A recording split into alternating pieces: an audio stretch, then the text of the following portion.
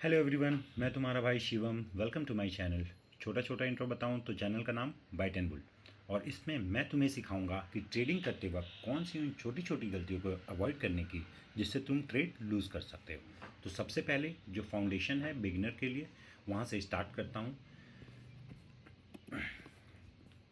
इसमें मैं आपको बताऊंगा कि सपोर्ट एंड रेजिस्टेंस क्या होता है, कैसे इसे ड्रॉ करते हैं, इसको कैसे आप अपने ट्रेडिंग सेटअप में यूज़ कर सकते हैं, कहाँ हमारा एंट्री एंड कहाँ एग्जिट होना चाहिए।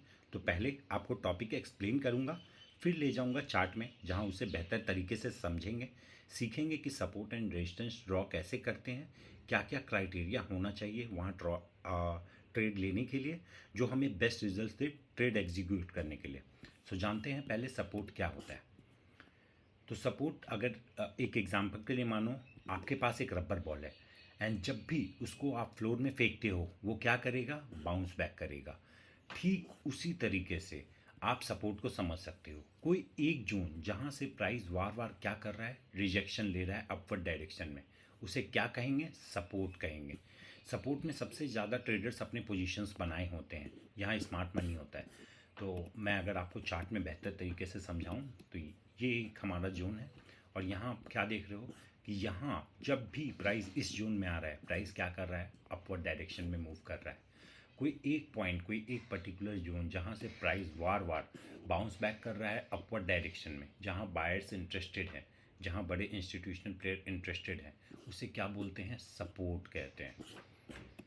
Now go to resistance. Resistance क्या होता है, एग्जाम्पल के लिए मानो आपके पास एक रबर बॉल है, आप फेंक रहे हो सीलिंग में, वो क्या करेगा, वो बाउंस बैक करेगा। ठीक उसी तरीके से आप रेजिस्टेंस को समझ सकते हो। कोई एक जोन जहाँ से बार बार रिजेक्शन ले रहा हो डाउनवर्ड डायरेक्शन में, उसे रेजिस्टेंस कहते हैं। रेजिस्टेंस में सबसे ज़्यादा ट्रेडर्स अपने पोजीशंस बनाए होते हैं, यहाँ स्मार्ट मनी या इंस्टीट्यूशन अपने पोजीशन बिल्ड करते हैं। ये सेलर जोन है और इसे इस पर्टिकुलर जोन से प्राइस बार बार क्या करता है, डाउनवर्ड डायरेक्शन में जाता है। तो इसको जानते हैं चार्ट पे। ये हुआ रेजिस्टेंस और यहाँ से आप देखोगे कि प्राइस बार बार क्या कर रहा है, एक रैली डाउनवर्ड डायरेक्शन में दे रहा है। क्या कर रहा है, जब भी इस जोन पे जा रहा है एक डाउनवर्ड रिजेक्शन आ रहा है, एक डाउनवर्ड मूव आ रहा है। तो कोई भी एक पर्टिकुलर जोन जहाँ बार बार से सेल हो रहा है, सेल हाई क्वांटिटी में हो रहा है, उसे हम क्या कहेंगे, रेजिस्टेंस कहेंगे, जो कि रेजिस्ट कर रहा है। सपोर्ट जहाँ से वार वार हमें बाई आ रहा है उसे हम सपोर्ट करेंगे। यहाँ क्या इंटरेस्टेड है, यहाँ बायर इंटरेस्टेड है, यहाँ पर इंस्टीट्यूशनल ट्रेडर इंटरेस्टेड है। ओके। जोन, यहाँ मैंने आपको दिखाया कि हमें जोन कैसे मार्क करना चाहिए, कैसे ये ड्रॉ करना चाहिए हमें जोन। और इसको मैं आगे अच्छे तरीके से चार्ट में समझाऊंगा आपको कि कौन से वो पॉइंट्स होना चाहिए। क्योंकि मान लो ये भी हम लोग मान सकते हैं कि एक छोटा सा रेजिस्टेंस है ना, बट हमें ऐसा नहीं मानना है। हमें उस कैंडल्स को, उस पर्टिकुलर पॉइंट्स को देखना है जहाँ से हमें सबसे बड़ा मूव्स आ रहा है, सबसे बड़ा मूव्स रैली हमें मिल रहा है पॉइंट कैप्चर के लिए, राइट। तो आप देखो यहाँ से सबसे बड़ा रैली आ रहा है, यहाँ से एक पूरा स्विंग नीचे आया, यहाँ से एक पूरा स्विंग नीचे आया। आप अगर देखो तो ये कितने पॉइंट का है, ये हो गया 2000 पॉइंट का, और ये हो गया पॉइंट कितने का, ये हो गया आपका 4000 पॉइंट का। और यहाँ पर ही देखो ये साइडवेज है, आप अगर यहाँ ट्रेड लोगे तो आप फंस जाओगे। 970 पॉइंट्स का वो आएगा और आपका स्टॉप लॉस लेके चल जाएगा। इसलिए हमेशा हमें रेजिस्टेंस में क्या करना चाहिए, सेल करना चाहिए, और सपोर्ट में हमें क्या करना चाहिए, बाई करना चाहिए। और जानते हैं कि अब हमें उसको कैसे अपने ट्रेड में प्लान करना चाहिए, हम लोग किस कंफर्मेशन के साथ अपना ट्रेड एग्जीक्यूट कर सकते हैं, कहाँ अपना एंट्री कर सकते हैं। सो बाई में हमें हमेशा हमेशा सपोर्ट में हमें बाई करना है और रेजिस्टेंस पे हमेशा क्या करना है, सेल करना है। और हमें कुछ कंफर्मेशन चाहिए। कंफर्मेशंस क्या होना चाहिए, confirmations like candles. Candles marubozu candle हो गया आपका, या आपका कैंडल हो गया इनगल्फिंग कैंडल। उस बेसिस पे या सपोर्ट या रेजिस्टेंस पे हमारा एक कोई स्ट्रॉन्ग नेगेटिव कैंडल या पॉजिटिव कैंडल दिखता है, उस बेसिस पे हमें ट्रेड लेना चाहिए। उससे हमारा क्या होता है, हमारा प्रॉबिलिटी जो है ट्रेड करने का वो बढ़ जाता है ना। तो आइए अब सीखते हैं इसको चार्ट में कि कैसे ड्रॉ कर सकते हैं। सपोर्ट एंड रेजिस्टेंस क्या होता है, सपोर्ट और रेजिस्टेंस चेंज कैसे होता है। सबसे पहला बात जो मैं आपको बताना चाहता हूँ वो है कि हमेशा जब भी आप सपोर्ट एंड रेजिस्टेंस मार्क करो, आप उसे बड़े टाइम फ्रेम में मार्क करो। क्योंकि बड़े टाइम फ्रेम में क्या होता है, वहाँ बड़े प्लेयर्स लोग बैठे हैं जहाँ से सबसे ज़्यादा रिजेक्शंस आ रहा है। आप हमेशा ये देखो जहाँ से सबसे बड़े कैंडल्स मूव आ रहे हैं, ये देखो यहाँ से कितने बड़े कैंडल्स मूव आ रहे हैं, यहाँ से एक पूरा रैली चल रहा है, राइट। तो एक कोई पर्टिकुलर पॉइंट जहाँ से जोन वार वार रिजेक्ट कर रहा है, राइट, उसे रेजिस्टेंस करते हैं। और ये हो गया आपका रेजिस्टेंस जहाँ से प्राइस वार वार मूव कर रहा है, 1 point, 2 point, 3 point and see 4 point, है ना। तो ये हमारा हो गया रेजिस्टेंस और ये हमारा सपोर्ट। और उसी बेसिस पे हम अपना सपोर्ट और रेजिस्टेंस क्या करेंगे, ड्रॉ करेंगे। जिस लाइन पे सबसे ज़्यादा वार मार्क कर रहा है, सो देखो यहाँ पर 1 2 3 4 5 6 कितने बार हिट किया, 7 बार। और जब भी यहाँ से प्राइस क्या कर रहा है, अप की तरफ जा रहा है, राइट। तो अब हम लोग जानते हैं कि सपोर्ट या रेजिस्टेंस सपोर्ट में कब चेंज हो जाता है और हम लोग कब उसे यूज़ कर सकते हैं ट्रेडिंग करने के लिए। सो ये मान लो आपका भी रेजिस्टेंस है, ओके, प्राइस बार बार क्या कर रहा है, रिजेक्शन ले रहा है। अब देखो रेजिस्टेंस कब ब्रेक होता है और कब वो सपोर्ट में चेंज हो जाता है, तो जानते हैं उसे। यहाँ पर ये आप देखो कि रेजिस्टेंस का एक बहुत बड़ा ब्रेकआउट आया है एक अच्छे वॉल्यूम के साथ। अगर आप क्लोजली लुक करो तो यहाँ पर ही देखो ये कितना बड़ा वॉल्यूम है। उससे पहले आप कॉम्पेटिवली यहाँ देखो कितने छोटे छोटे वॉल्यूम थे, राइट।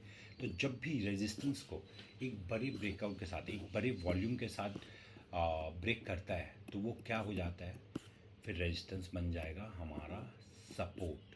सपोर्ट क्यों बन जाएगा, क्योंकि अब जो पहले यहाँ सेलर इंटरेस्टेड थे सेल करने के लिए, अब वो क्या करेंगे, अब वो ट्रेड प्लान करेंगे बाई करने के लिए। क्योंकि सपोर्ट में सब क्या करते हैं, सपोर्ट में बाई करते हैं। तो अब हमें सपोर्ट में क्या करना चाहिए, सपोर्ट में बाई करना चाहिए। और उसके बेस पे ही ये मेरा ट्रेड प्लान है। अब मैं आपको समझाता हूँ मैंने कौन से वो कन्फर्मेशंस में ये ट्रेड लिया है और see the beauty of it कि कितने अच्छे तरीके से मेरा सेम जोन से ही ये मेरे डायरेक्शंस में जा रहा है। ये T1 टारगेट 1 T2 और ये रेजिस्टेंस सी। बट ये भी आप मान सकते हो रेजिस्टेंस, ये भी मान सकते हो, बट एक बड़ा फॉल जहाँ से बड़ा रैली कर रहा है इसलिए मैंने इसे रेजिस्टेंस माना है, ठीक है। ये आपका मेजर रेजिस्टेंस है जहाँ से पॉइंट हाई जाके हायर हाई बना के एक फॉल किया है। जब ब्रेकआउट के बाद एक बड़ा हाई बनाया वहाँ से फॉल किया है ना। तो उसके बेसिस पे ये देखो ये सपोर्ट था। उसके बाद आप देखो एक बियर कैंडल है, ओके। और जस्ट आप इतने बड़े बियर कैंडल के बाद आप क्या देखते हो, आप देखते हो कि एक बड़ा सा बुलिश कैंडल उसको इनगल्फ कर लेता है। क्या कर ले रहा है, इनगल्फ कर ले रहा है ना। अगर आपने कैंडल स्टिक पढ़ा होगा तो आपको पता है कि इनगल्फिंग कैंडल क्या होता है। और नहीं पता है तो इसके बाद मैं उसके लिए एक अच्छा सा वीडियो बना दूंगा जो आपको बेहतरीन तरीके से मदद करेगा अपने ट्रेड लेने में और उसको प्रोबेबिलिटी बढ़ाने में कंफर्मेशन के तौर पे। और उसकी बेसिस पे ही मैंने, तो अब हमें यहाँ पर ही क्या दो चीज़ मिल गए। एक जो हमारा क्राइटेरिया था वो क्या था कि सपोर्ट पे बाई करना है। सो यहाँ सपोर्ट पे हमने क्या किया, बाई किया। और दूसरा कंफर्मेशन हमें क्या चाहिए, एक कोई पॉजिटिव अच्छा कैंडल जो हमारे फेवर में हो, है ना। तो यहाँ क्या हुआ, ये बना बुलिश इनगल्फिंग कैंडल जो कि इसको इनगल्फ कर लिया और उस बेसिस पे ही मेरा ट्रेड है ये। और देखो अब ये कहाँ तक जाएगा, अब ये जाएगा रेजिस्टेंस तक। और जैसे ये रेजिस्टेंस पे जाएगा तो रेजिस्टेंस पे हमें क्या करना है, रेजिस्टेंस पे हमें शॉर्ट प्लान करना है ट्रेड। हमें यहाँ क्या नहीं करना है, हमें यहाँ बाई नहीं करना है। हमें देखना है यहाँ जब भी आएगा तो हमें यहाँ पर ही सेल ट्रेड प्लान करना है बेस्ड ऑन कैंडल कन्फर्मेशंस और अदर क्राइटेरिया। क्योंकि यहाँ पर ही सब क्या करेंगे, यहाँ पर ही कौन से बैठे हैं, यहाँ बैठे हैं सेलर। तो यहाँ से क्या आएगा, यहाँ से एक रिजेक्शन आएगा। And that's how we plan our trade based on support and resistance. सब बोलते हैं कि सपोर्ट एंड रेजिस्टेंस बहुत इजी है, बट ऐसा नहीं है। उसको मार्क करना, उसको फाइंड करना बड़े टाइम फ्रेम में इतना इजी नहीं है। सो आपको हमेशा पता रहना चाहिए कि सपोर्ट एंड रेजिस्टेंस कहाँ बनाएं, किस जगह में सबसे ज़्यादा वो आपको पैसे बना के देगा। क्योंकि सपोर्ट एंड रेजिस्टेंस से ही हमेशा सबसे ज़्यादा बड़ा ट्रेड्स मिलता है आपको। एज ए बिगिनर हम लोग को मनी लूज़ नहीं करना है ना। तो हमें उस पॉइंट्स को देखना है, उस पर्टिकुलर जोन को देखना है जहाँ से प्राइस क्या कर रहा है, सबसे बड़ा मूव्स दे रहा है। और वही मैंने किया है। ये देखो यहाँ से प्राइस वार रिजेक्ट किया था और कितने बड़े कैंडल्स के साथ, राइट। सो जब भी आप हाई टाइम फ्रेम में जाओ और आप अगर जूम आउट करोगे पिक्चर्स को थोड़े बड़े साइज़ में देखोगे, राइट, तो आपको क्लियरली दिख जाएगा कि यहाँ से एक बहुत बड़ा रिजेक्शन आ रहा है। यहाँ देखो कितने बड़े कैंडल बन रहे हैं, या यहाँ देखो एक पूरा रैली आ रहा है नीचे, right. So that's how you know कि ये आपका रेजिस्टेंस है। यहाँ से वार प्राइस रिजेक्ट कर रहा है, ये रेजिस्ट कर रहा है। Always look for bigger time frame. छोटे में जाओगे it will be very confusing और आपको कंफ्यूज कर देगा।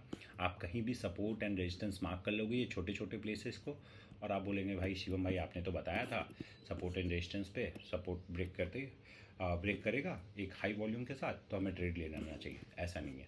ऑलवेज थिंक एक स्टेप पीछे लो और ध्यान से पहले चार्ट को देखो, अंडरस्टैंड करो कि सबसे बड़े कैंडल, सबसे बड़े मार्किंग कहाँ से आ रहे हैं, और बेस्ड ऑन दैट और उसके बाद कंफर्मेशन के बाद ही अपना ट्रेड प्लान करना है। चीज़ें वर्क करती हैं, चीज़ें टाइम लेती हैं, बट बने रहिए। इसके बाद नेक्स्ट वीडियो में आपको बताऊंगा मैं अच्छे तरीके से। And thank you. अगर आपको वीडियो पसंद आया तो प्लीज़ लाइक एंड सब्सक्राइब।